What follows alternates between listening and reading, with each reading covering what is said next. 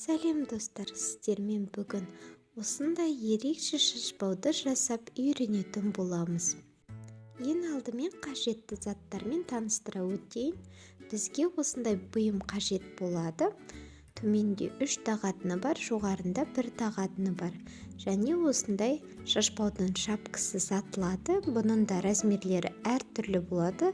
Менде осындай түрі. Бұлардан 2-2 данадан алатын боламыз. Осындай колокольчиктан бізге бір шашбауға 9 данасы қажет болады. 2 шашбауға 18 данасы. Және осындай 2 кулончик, бұдан бізге 4 данасы қажет болады. Осындай хрусталь рондели деп аталатын тастарды қолданатын боламыз. Бұдан бізге осындай алтын түсі қажет болады. Бұл бізде 6 мм-лік.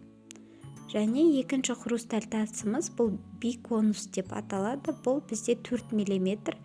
Бізде бұл изумруд, яғни жасыл түсін қолданамыз. Одан кейін чешский бисердің де алтын түсін қолданатын боламыз. Одан кейін бізге осындай пенни қажет болады. С ушками деп аталады. Осындай түрін көрсеңіздер болады видеодан. Осыдан бізге 9 данасы бір шашбауға қажет болады. Және осындай цеп қолданатын боламыз. Кішкентайлау размерінен және соединительный кольца қажет болады. Және біздің құралдарымыз, сіздің соединительный кольцаңыз осы бұйымыңызбен түстес болғаны дұрыс.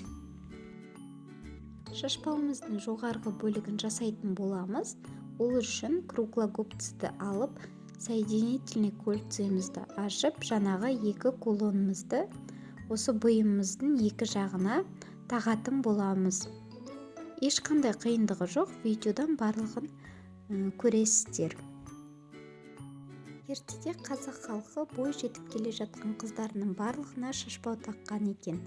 Соның ішінде егер шашбау қатты жиі естілетін болса, ол қыз ұшқалақ, сумаң қылықты қыз екенін, ал жай естілсе, ол қыздың биязы, нәзік екенін білдірген екен.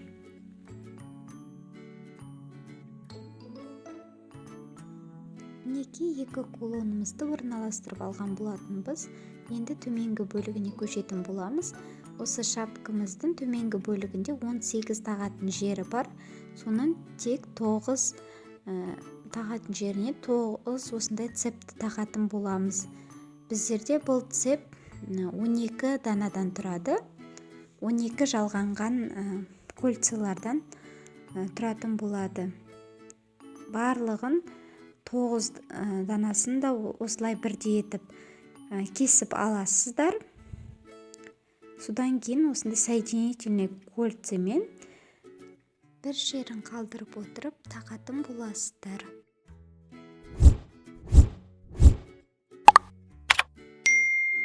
Шашбау бұл бой жеткеннің бұрымына өте бір сән беріп тұрған. Шашбаумен бірге шолпыны қосып өрген екен. Осылайша оның ауырлығынан осы әшекейді таққан қыздың арқасы түзеу, жүрісі әдемі болған екен. Міне достар, 9 данасын осылай тағып алған болатынбыз. Кішкене шашбауымызға ұқсап келе жатыр.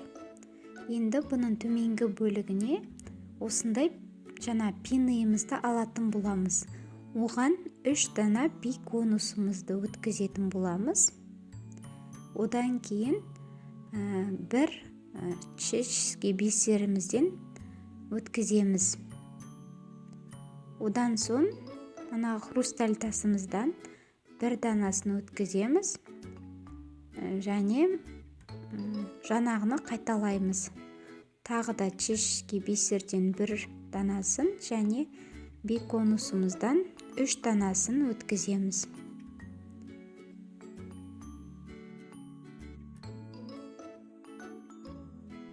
Енді осы жерде мұқият тыңдаңыздар. Пенниіміздің осындай бөлігін біз кесіп тастайтын боламыз. Кішкене майыстыруға орын қалдырасыздар. Көріп отырғандарыңыздай осындай бөлігін алып тастадық. Енді осының ұшын бір жағына қарай осылай майыстыратын боламыз. Оған қарама қарсы круглогубцыйымызбен осылай айналдырып, пинейіміздің бір ушкасы бар ғой бір жағында, сол сияқты екінші ушкасын жасайтын боламыз. Оны жаппай тұрып, біз манағы цебіміздің біреуіне іліктіріп алатын боламыз. Содан кейін круглогубцыйымызбен жауып тастайтын боламыз. Цебіміз шығып кетпейтіндей етіп мұқият жабасыздар. Осылай барлық жаңағы қалған 8 данасына осындай етіп жасайтын боламыз. Шашбаудың бірнеше түрлері болған екен. Солардың ішінде сөлкебай шашбау, теңге шашбау, шаш теңге, үкі аяқты шашбау, шаш түлек, шашбау тас деген түрлері болған. Және жас қыздардың шашбауы, тұрмысқа шыққан әйелдердің шашбауы айырмашылығы болған. Тұрмысқа шыққан әйелдердің шашбауы бір-біріне ортасынан бірігіп тұрған екен. Ал жасы келген әйелдің шашбауы өте қарапайым болған екен.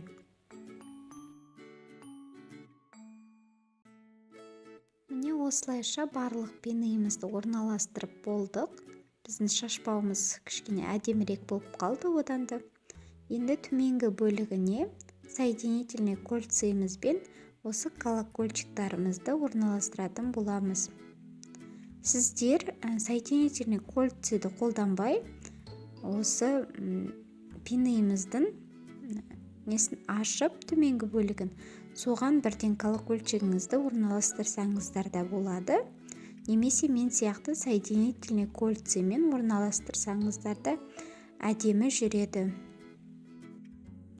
Шашбауларыңыз тек қана осындай алтын түсте емес, күміс түсті бұйымдармен де дәл осылай қайталасаңыздар болады. Әшекейдің сыңғырлап үйге естіле бастауы бұл үйге қыз баланың кіріп келе жатқанының белгісі болған. Бұндай кезде үлкендер реттеліп отырған екен. Бізде осылай төменгі бөлігі дайын болды. Енді жоғарғы бөлігін төменгі бөлігімен біріктіру үшін осындай цебімізді қолданатын боламыз. Бұл жерде бізде 8 дана цептен үзіп алған болатынбыз. Оны екі жағынан соединительный кольцыйымызбен біріктіретін боламыз. Шашбау туралы тағы да ақпарат білсеңіздер, төменде жасай кетіңіздер. Маған өте қызық болар еді.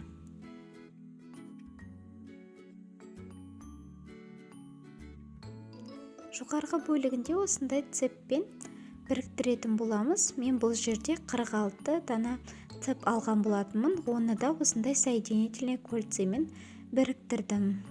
Осылайша бізде әдемі шашбау дайын болды. Екі қос бұрымыңызға осылай қос шашбауды тағатын боласыз. Бұл жерде сіздерге келесі видеомда жоғарғы жағына лента тағуды және төменгі бөлігін 18 данасын да толықтай толтыруды көрсеткім келеді. Егер қаласаңыздар, комментарияда жазып кетіңіздер. Келесі видеомда сіздерге соны түсіретін боламын.